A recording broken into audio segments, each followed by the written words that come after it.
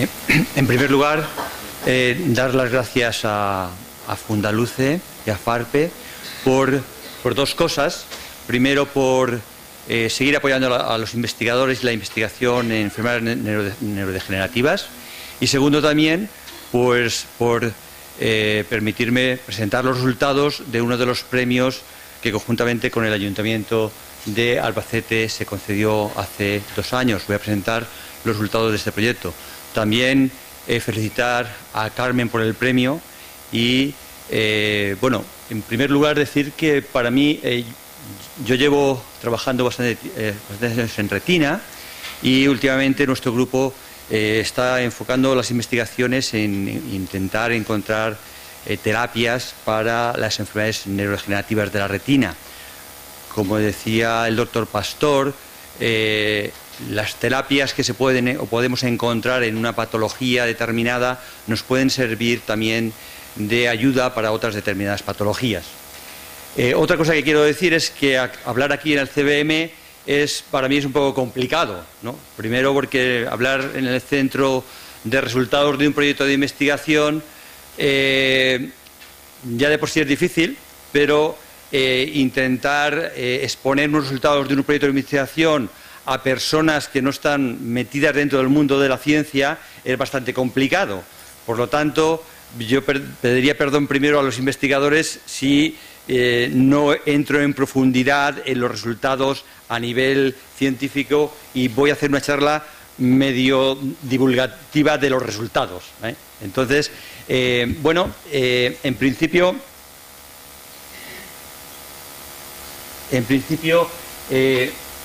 vamos a ver, nosotros hemos utilizado un modelo animal que es una ratita que degenera porque tiene una mutación en la rodopsina y tiene retinosis pigmentaria. Entonces, lo que hemos hecho es intentar, añadiendo una serie de factores antioxidantes y antiapoptóticos, que son dos palabras raras, pero lo de antioxidantes es que muchas veces cuando hay una alteración celular se producen una serie de radicales libres y los antioxidantes lo que hacen es eliminarlo. Esos radicales libres son perjudiciales. Y lo de antiapoptótico significa que cuando una célula está funcionando mal, activa una serie de vías internas que hace que la propia célula se autosuicide, ¿vale? Entonces, en principio, si en estos esquemas se recogen 4 fases que para hacer de forma didáctica son unas fases de degeneración de la retina. En la primera fase, en la cual toda la retina vemos todas las capas, todas las células, los fotorreceptores, los conos y los bastones, en esta fase, en principio, aunque las células tengan una mutación y estén decidiendo morirse, todavía tenemos todas las células. Hay una segunda fase en la cual ya las células han degenerado, una tercera fase en la cual ya conos y bastones prácticamente ya no existen, y una cuarta fase en la que no solamente los fotorreceptores no existen, sino que hay una degeneración de toda la retina. En este esquema podemos ver qué tipos de terapia podemos utilizar en cada una de estas etapas. Fundamentalmente en la primera etapa vamos a ver que podemos utilizar esta serie de factores antioxidantes o antiapoptóticos, o los factores que nos ha expuesto anteriormente la doctora Paola Bobolenta. Podemos hacer terapia génica, ya que si el problema son los genes, podemos intentar reparar los genes. Y en la segunda etapa podemos de nuevo utilizar esta serie de factores para que las células no mueran. Podemos seguir haciendo terapia génica y, por último, podemos hacer trasplantes de células madre que puedan sustituir a las células que ya han muerto. En una tercera etapa podemos seguir utilizando factores, por las razones que después veremos. Ya podemos hacer trasplantes. Ya la terapia génica no la podemos hacer porque ya no hay fotorreceptores, como bien decía el doctor Pastor. Y en la última, ahora, en esta fase, también podemos utilizar nuevas tecnologías de visión artificial que se están utilizando. como el Argus 2, que es un sistema de microchips que manda información y sustituiría el procesamiento de la información que se realiza en la retina, lo sustituirían estos dispositivos. Y en la última etapa también es interesante utilizar factores.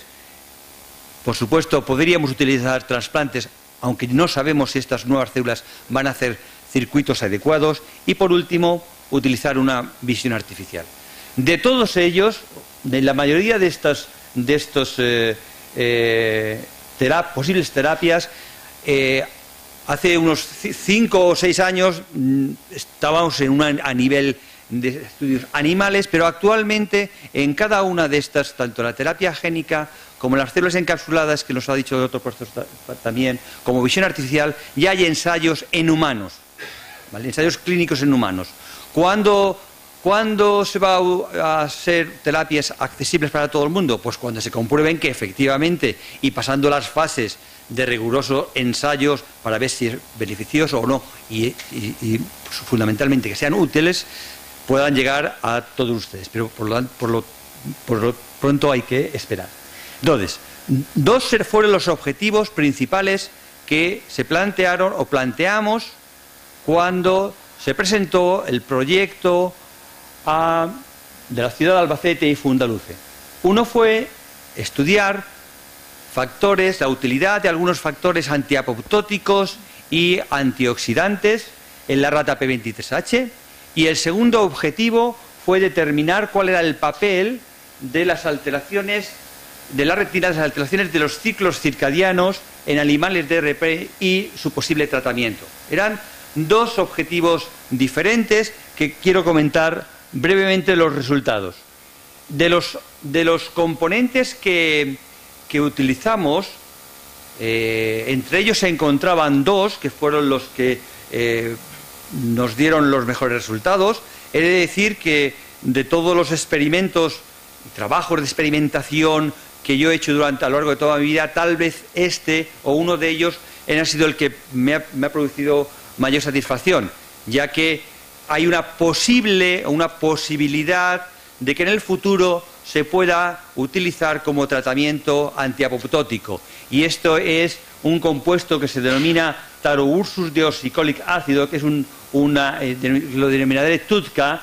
Es un componente de la sal biliar de oso que se utilizaba en medicina china, y que se ha visto y se ha comprobado que es un buen antiapoptótico, la sustancia que decíamos antes, y no solamente se está utilizando y ha sido útil en enfermedades visuales, sino que también se ha visto que en patologías como el Alzheimer o el Parkinson puede ser un buen antiapoptótico. Otro componente que hemos utilizado es un componente derivado del azafrán, que es el safranal, que tiene una potente acción antioxidante, ¿vale?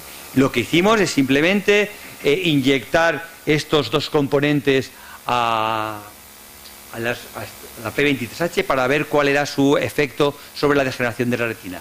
Pero antes también hicimos estudios a nivel celular, utilizando una línea celular que es la 661W, utilizando una sustancia que mata a las células, que es el sodio nitroprusiato. Vimos que cuando dábamos una concentración creciente del TUDCA a esta línea, pues la prevención de la muerte llegaba casi al 99% de la muerte, lo cual es bastante importante, porque pocos fármacos consiguen ralentizar o prevenir la degeneración, la muerte celular a esta proporción. Esto lo hemos hecho en otras células que son células ganglionares, unas líneas celulares que son células ganglionares y tienen el mismo efecto. Luego abre la posibilidad de que este fármaco también sea útil en otras patologías como el glaucoma. He de decir también que este compuesto se ha utilizado también y se ha publicado recientemente un estudio de que puede ser útil en desprendimiento de retina. En animales los cuales se ha hecho un desprendimiento de retina y se ha tratado con TUDCA, se ve que hay una prevención de la degeneración de la retina. Bien, Hemos hecho un estudio de túnel. El ensayo túnel es un ensayo que nos dice cuántas células están muriendo o no se están muriendo, y vimos que había menos células muriendo cuando se trataba con TUDCA. En esta diapositiva se observa que los animales que tratamos con TUDCA le hicimos una prueba que ustedes conocen, que son los electroretinogramas, y vimos que la respuesta a los electroretinogramas de los animales que tenían TUDCA tenía mucha mayor amplitud, es decir, que veían más que los animales no tratados con TUDCA. Por otra parte, observamos también en animales in vivo que había menos células con túnel, menos células que estaban degenerando. También estudiamos el número de células a lo largo de la retina. Veíamos que los animales no tratados solamente tenían una fila de fotorreceptores, y los animales tratados pues podrían tener hasta, o recuperar o no perder, hasta 6 o 7 filas de fotorreceptores, lo cual es bastante importante, porque en los estudios, otros trabajos de otros antioxidantes y otros antiapoptóticos que se han publicado, pues se podían preservar a lo mejor 2 filas, como mucho 3 filas, pero aquí el preservar 6 o 7 filas en algunos casos es bastante importante. Y no solamente eso, sino que conservaba la morfología de los fotorreceptores. Aquí vemos una morfología de una célula, de un cono, con su segmento externo, su núcleo, su conexión sináptica con otras células, en comparación con esta célula de aquí, que está totalmente degenerada y no puede funcionar bien. Aquí es otro ejemplo con el TUDCA, donde preserva la morfología de los fotorreceptores, y estudiamos también si estos fotorreceptores eran capaces de conectarse para enviar la información a las otras células de la retina, y vimos que sí, que las conexiones sinápticas, utilizando unos marcadores específicos como Bazun y calvindina, que son 2 marcadores de células horizontales y conexiones sinápticas, vimos que cuando hay una degeneración se pierden las conexiones sinápticas. Estos puntitos que hay aquí, cada uno de los puntitos es una conexión de los fotorreceptores con las horizontales, y a 4 meses prácticamente se han perdido todas las conexiones. Tanto con el safranal o con el TUDCA del safranal vemos que se mantenía en esa conectividad sináptica. Luego los fotorreceptores estaban y se podían conectar, y estaban conectados funcionalmente con otras células. También vimos una cosa importante, y era que las mitocondrias, que es un orgánulo dendrocelular que es muy importante, pues se mantenían sanas en animales tratados con TUDCA. Otro estudio que hemos hecho, que es muy importante, es que en la retinosis pigmentaria y en otras patologías hay una degeneración de los vasos. Los vasos, vimos que también, y los vasos en la retina cumplen una función importantísima, ya que pues, nos van a mandar nutrientes, oxígeno, etcétera, etcétera. Si los vasos degeneran y ponemos células madre y que ponemos todos los factores que queramos, pero los vasos degeneran, vamos a perder la visión a largo plazo también. Vimos que efectivamente en este animal, en la rata P23H, con el tiempo las degeneraciones de los capilares era importante, y con el TUDCA lo que vimos es que efectivamente hay una recuperación, o mejor dicho, no se pierden los capilares de la retina cuando se trataba con TUDCA, lo cual también son buenas noticias. Y por último, con este objetivo, estudiamos 3 células muy importantes de la retina. Están los fotorreceptores, pero hay otras células importantes, como son las células de Müller, los astrocitos y la microglía. Son células que mantienen sana a la retina, son células que, liberando una serie de factores, son células que, regulando los neurotransmisores, es decir, las sustancias que regulan las conectividades entre las células y algunas otras cosas más, permiten a la retina permanecer sana y en buenas condiciones. Los astrocitos es una célula que lo que hace es coger nutrientes de los vasos y llevarla a las neuronas.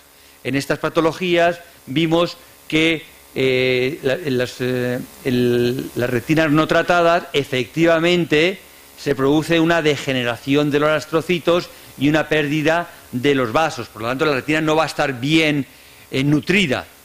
Sin embargo, en las retinas con TUDCA vimos una morfología y unas conexiones sinápticas más o menos sanas entre los astrocitos, los vasos y las neuronas.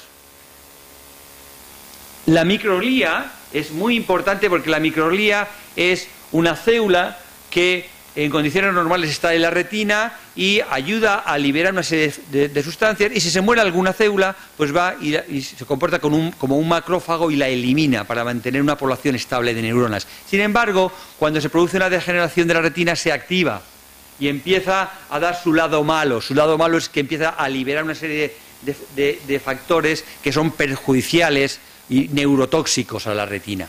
Y entonces hemos visto cómo el número de estas células aumenta significativamente en la retina cuando se produce una degeneración, sobre todo en las zonas cercanas a los fotorreceptores el aumento es muy drástico. Por ejemplo, aquí en esta foto vemos que hay una sola microglía, que es en una retina normal, y en una retina en degeneración pues vemos que alrededor hay 20 de células de microglía. Aquí tenemos los gráficos correspondientes a estas células.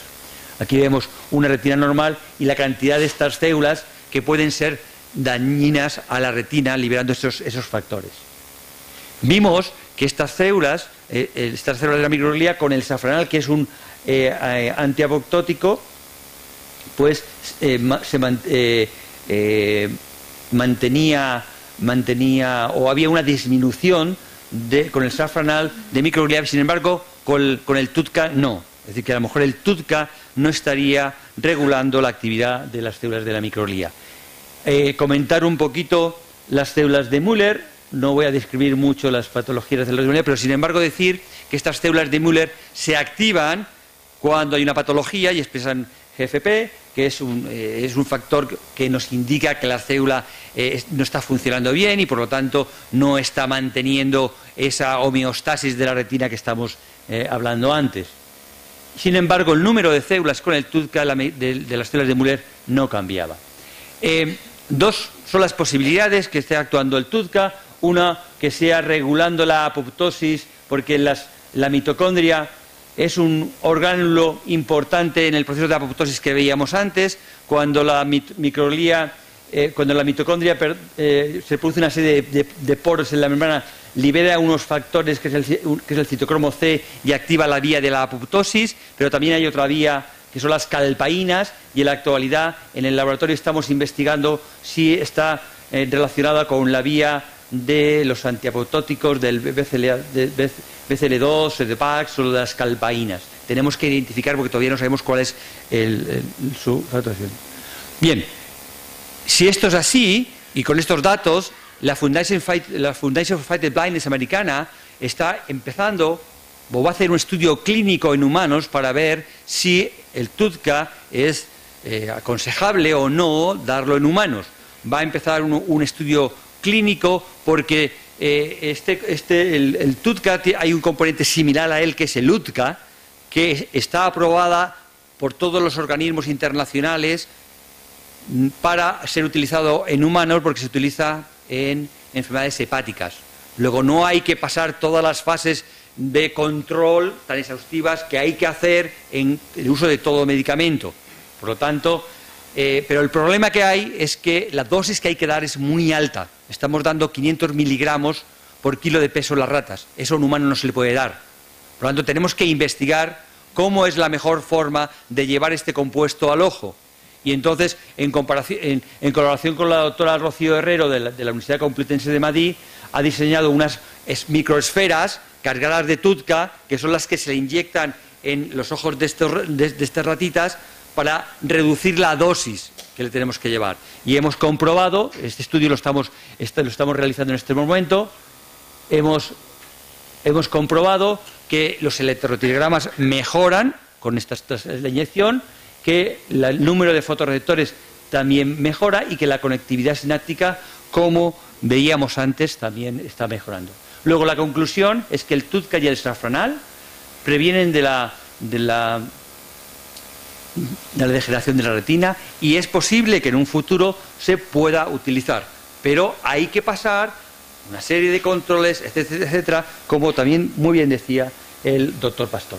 El siguiente objetivo, voy a ser un poquito más rápido, y era el siguiente, era ver los ciclos circadianos. ¿Por qué nos preocupaban a nosotros los ciclos circadianos? Los ciclos circadianos es que cada uno de nosotros tiene un reloj interno que nos dice cuándo es de día y cuándo es de noche, para realizar una serie de funciones. En algunos casos, las personas ciegas tienen alteraciones de estos ciclos circadianos. ¿Por qué? Porque no les llega muy bien la información de cuándo es de día y cuándo es de noche. Y eso puede generar problemas de insomnio y otros problemas bastante importantes. Entonces, ¿qué ocurre? Que en la retina hay unas células que también son fotorreceptores, porque pensamos que en la retina están los conos y los bastones, que son fotorreceptores, pero hay otras células que también están estimuladas por la luz, que son unas células ganglionares que tienen una molécula que también es estimulada por la luz. Entonces, hemos estudiado estas células. Aquí vemos, son las células que tienen melanopsina. Esto es una retina humana. Son dos células ganglionares que son estimuladas por la luz y envían sus axones, sus conexiones, al núcleo supraquiasmático, que es un núcleo que regula los ciclos circadianos. Hemos visto que estas células son así. Estas células son ganglionares muy grandes, son ganglionares con unos axones y unas dendritas muy grandes, y lo que ocurre en humanos normales, hemos visto que con el tiempo estas células ganglionares fotosensibles degeneran, y probablemente, o es posible, o podemos pensar que o es una de las razones porque las personas mayores pues pueden perder esos ciclos circadianos. Pero hemos comprobado que en animales, en la P23H y en otro ratón que tiene retinosis, hemos comprobado que efectivamente con el tiempo se pierden estas células melanosínicas, y pueden ser los responsables que las personas que tienen problemas visuales, personas ciegas, pueden tener mayor proporción de problemas en los ciclos circadianos y de sueño. Por otra parte, a estos animales les hemos dado melatonina, que es una de las sustancias que tiene propiedades de regular estos ciclos circadianos, e incluso tiene propiedades antioxidantes. Y hemos hecho estudios de que efectivamente en estas ratas se desregulan los ciclos circadianos. Las ratas generalmente están activas por la noche y por el día duermen, y en estas ratas le pasaba lo contrario, que tanto de día como de noche estaban activas, no tenían regulados los ciclos circadianos. Dándoles melatonina, pues regulaban perfectamente los ciclos circadianos, y no solamente eso, sino que también la morfología de la retina se mantenía en mejor condiciones. Pues hemos visto que con melatonina el número de células melanopsínicas se conservaba y no degeneraba tanto como en animales no tratados.